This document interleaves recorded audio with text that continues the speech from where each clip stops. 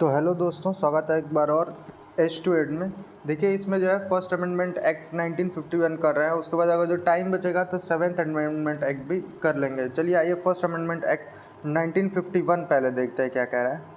तो देखिए, इसमें जो है पहला पॉइंट है, empowered the state to make a special provision for the advancement of socially and economically backward class. तो कह रहा है कि देखिए, स्टेट को एम्पावर किया है, ठीक है, कोई स्पेशल प्रोविज़न बनाने के लिए कि जिसमें जो है सोशली और इकोनॉमिकली बैकवर्ड क्लास का जो है एडवांसमेंट हो पाए, ठीक है। फिर नेक्स्ट पॉइंट कह रहा है, provided for the saving of laws providing for the acquisition of states ETC. तो कह रहा है कि ये प्रोवाइड किया है, ठीक है, कि कुछ लॉ बनाए जाएं, ठीक है, जो इस बात को सुरक्षित कर पाएँ कि स्टेट जो है, जो प्रॉपर्टी, जो एक्विजिशन ऑफ स्टेट्स है, जो प्रॉपर्टी का एक्विजिशन है, जो मतलब गवर्नमेंट जो प्रॉपर्टी जो एक्वायर कर लेती है उसको प्रोटेक्ट करते हुए जो है एक लॉ बनाया जाए, ठीक है।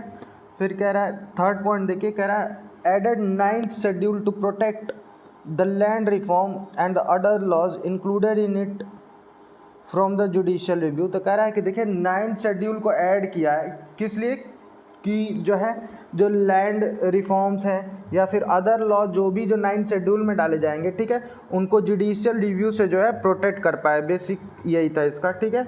फिर नेक्स्ट पॉइंट देखिए, कह रहा है added 3 more grounds of restriction on freedom of speech and expression. तो कह रहा है 3 more ग्राउंड जो है वो जो है इंक्लूड कर दिया है, किस लिए, फ्रीडम ऑफ स्पीच और रेस्ट्रिक्शन पे, जिसमें क्या क्या है, पब्लिक ऑर्डर है, friendly relation with foreign states है and incitement to an offence है, ठीक है।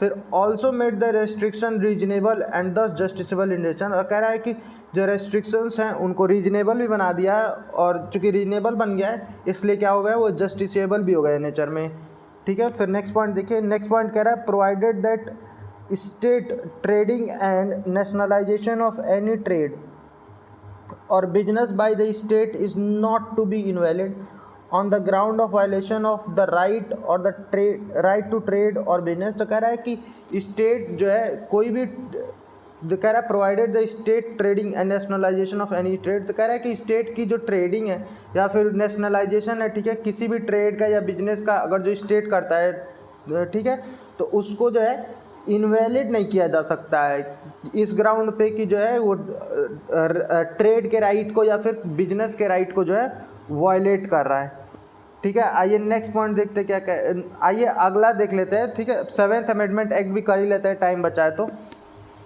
चलिए देखिए, एक सेकंड। तो देखिए 7th अमेंडमेंट एक्ट 1956 आ गया है, ठीक है। इसमें देखते हैं क्या क्या किसके की फीचर्स हैं। तो देखिए फर्स्ट पॉइंट कह रहा है abolition and abolished the existing classification of state into 4 categories, that is part 1, part B, part C, part A, part B, part C and part D states. तो कह रहा है कि वही जो है स्टेट्स का जो क्वालिफिकेशन था पहले 4 कैटेगरी में, पार्ट ए में, पार्ट बी में, पार्ट सी में और पार्ट डी में, इसको हटा दिया है और उनको ऑर्गेनाइज कर दिया 14 स्टेट्स और 6 यूनियन टेरिटरीज में, ठीक है। नेक्स्ट पॉइंट क्या कह रहा है, नेक्स्ट पॉइंट कह रहा है extended the jurisdiction of high court to union territories. कह रहा है कि हाई कोर्ट का जो जुरिडिक्शन है उसको यूनियन टेरिटरी के तरफ भी जो है बढ़ा दिया है, उसको एक्सटेंड कर दिया है कि अब जो है हाई कोर्ट जो है वो यूनियन टेरिटरी का भी जो जुरिडिक्शन कर सकता है, ठीक है। फिर नेक्स्ट पॉइंट देखिए क्या कह रहा है। तो नेक्स्ट पॉइंट कह रहा है provided for the establishment of a common high court for 2 और मोर स्टेट। तो कह रहा है कि ये भी प्रोवाइड किया है कि जैसे कोई एक हाई कोर्ट जो है बनाया जा सकता है, ठीक है, जो कि 2 स्टेट्स के जो है जुरिडिक्शन कर पाए, ठीक है, या फिर उससे ज़्यादा स्टेट्स का कर पाए, ठीक है, कि ऐसा नहीं है कि हर स्टेट का एक ही हाई कोर्ट होना चाहिए, ठीक है।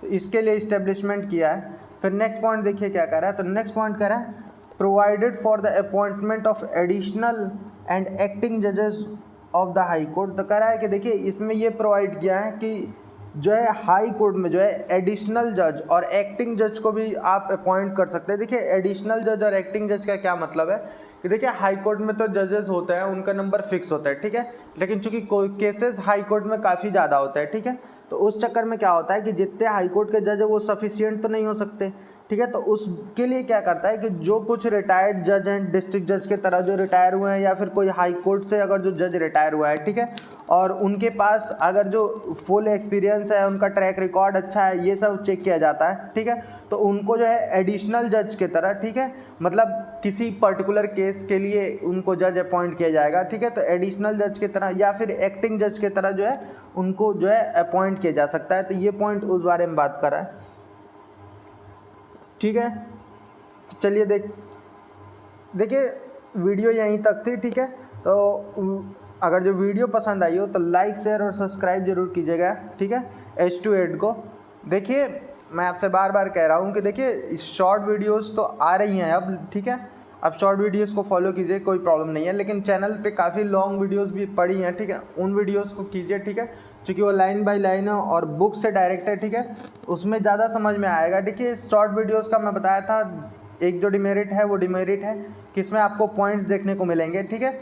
ऐसे तो मैं अपने तरफ से कोशिश करता हूँ कि जो बेस्ट ये कोशिश करता हूँ कि जो भी पॉइंट्स इसमें रहे वो पूरा जो है उसको डिलीवर कर दे, जो भी चीज़ है, कि उससे क्या होगा कि ऐसा ना लगे आपको कि जैसे किसी अमेंडमेंट का अगर जो यही अमेंडमेंट अगर जो डिस्क्राइब किया है तो जैसे अमेंडमेंट में कुछ रह गया है, ठीक है, ऐसा आपको फील ना हो। बाकी तो हाँ, एकदम डिटेल्ड एनालिसिस के लिए जो है आप लॉन्ग वीडियो को फॉलो कीजिए, ठीक है। देखिए अभी ये वाली वीडियो के बाद हम कोशिश करेंगे कि इसके बाद जो है PYQ होगा शायद एंशिएंट इंडिया का, तो अभी जो है PYQ भी पड़ जाएगा। इसके बाद वाली वीडियो शायद एंशिएंट इंडिया पे PYQ ही आएगी। चलिए ठीक है, अभी के लिए इतना ही रखते हैं, मिलते हैं नेक्स्ट वीडियो में।